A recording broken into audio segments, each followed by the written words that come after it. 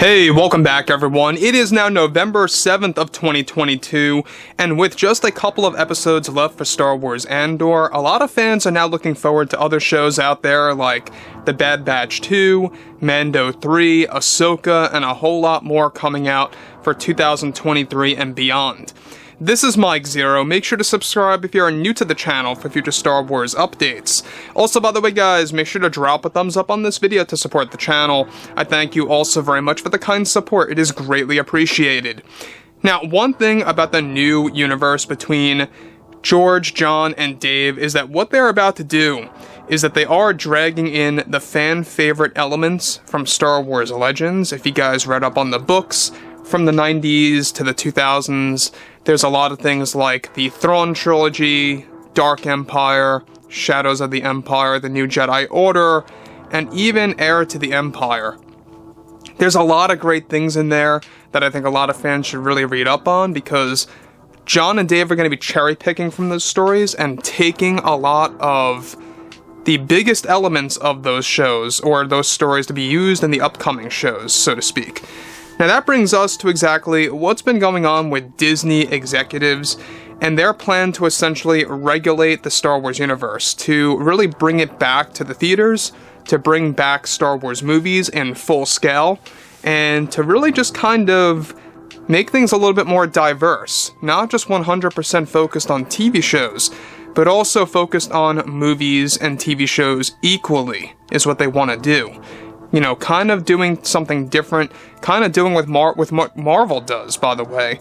Marvel has plenty of movies and TV shows launching at the same exact time. That's exactly where Star Wars wants to go, but they want to go in a more quality-driven way to do that. Now, of course, given that Disney is now looking to expanding the Skywalker saga again, to give the films one last shot with a new series of movies with episodes 10 through 12, to do one last trilogy consisting of the Skywalkers. Disney is said to actually be planning to do this right this time, and has been making some changes the past couple of weeks with the current treatment of the story that will first be a series of books before turning into movies. Now, the story is still set to focus on Cade Skywalker and another Skywalker descendant, and that the approach to the story will be about Skywalker cousins, one of which being Cade, coming from both Rey and Ben, and another of which serving as the grandchild of Luke, since, by the way, FAVREAU is going to make it canon that Luke had a son during the Mandalorian era.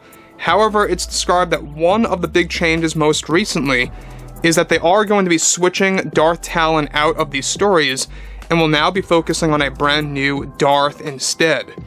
Now, Talon is set to appear in the planned Mandalorian trilogy that is going to debut on Disney Plus in the next couple of years. However, Darth Krayt is now said to be the new focused villain for the new Skywalker saga movies that will be the foe of Cade Skywalker and others. So let me just stop right here for 1 second. Now, I think a lot of fans out there that are casual fans are pretty much out of the loop on who Darth Krayt really is. It's a very complex character, it's a very, involved character, especially with the story of Cade and how there's a lot of involvement with that, but you can see now what Disney's trying to achieve. They are trying to essentially come up with a great idea that's going to make things right with the fans, make things up for the fandom, and kind of just bring fans back to theaters. Now, of course, we're a long ways out before these movies are even going to launch. We've talked about this already, that they don't plan on beginning production until 2026. We're talking about writing scripts here. That early on in production, it's not going to be starting until then. But as of right now, what they are doing is that they're forming up, of course, treatments, pitches, ideas, and they're coming closer to a final take on how 10, 11, and 12 is going to flow. Basically what they're doing right now is that they're trying to brainstorm and create a flat, consistent, concrete story that can be settled in, that's going to be used for the scripts in the upcoming years. Now, they also plan to get this done by 2023, with the books coming out in 2024. Now, the books are going to be called 10 through 12. That's going to eventually pretty much be advanced into the forms of movies, adapted into the forms of movies. So that's their overall game plan right now. Treatments, brainstorming, getting that concrete, getting books out, and then those books will then pretty much, transform into movies. That's the overall plan by Disney. Now, moving on. Now, this is something that was changed and pitched by George Lucas, no surprise, and that they are taking lots of time on figuring out the treatments of the Skywalker saga movies.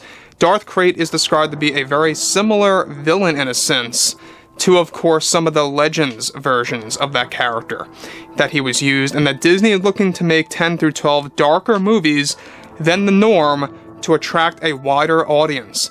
Disney is also looking for experienced writers, with Favreau and Filoni already planned as co-writers. So let's just be clear that Favreau and Filoni will be involved, but they're not going to be the main writers, so to speak. They're going to be co-writers for the upcoming Star Wars shows. Alright? And, of course, these new movies.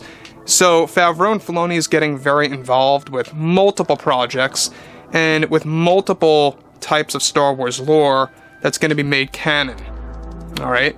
So, obviously, this is a very big deal. Darth Krayt, I don't know if you guys know about him, but it's a very interesting character, so to speak. I mean, when you look at a character like this, I mean, it's a very unique character, and I'm glad that Disney is now creating a treatment to include him in the upcoming new Star Wars movies. Alright? Now, they already have one-off films that are currently in the works as well. They got one post-Episode 9 film that's currently in the works, in the early development phase as well, that's going to really be something new. Now, for those of you that don't know, they're planning on making 10 through 12 have a deep connection to Tatooine again.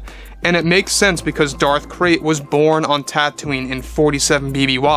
I don't know if you guys know, but he did eventually, of course, die in Legends, alright? But there are a lot of different stories that they can actually take on.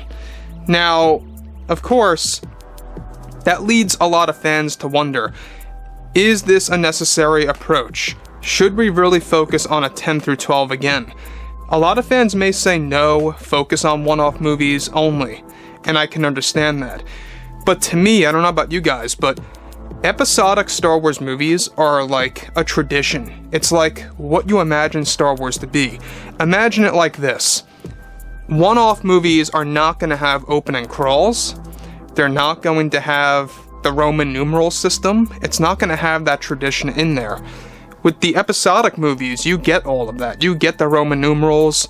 You get, of course, the opening crawl with the yellow text and the pan down to a world a long time ago in a galaxy far, far away, and blue text before all of that. It's an exciting 30-second build-up to the opening crawl, and I love it. And that's something that's going to lack from the one-off movies, just to actually warn you guys. Just as they did with Solo and Rogue One. Same exact scenario. And they plan on doing that also with the Episode 9 or the post-Episode 9 one-off movie. So anyways, guys, drop a comment below. Let me know what you guys have to say about all this below in the comments. And if you guys did enjoy the content for today, make sure to drop a thumbs up on this video to support the channel. And thank you all so very much for the kind support, and I'll catch you guys next time.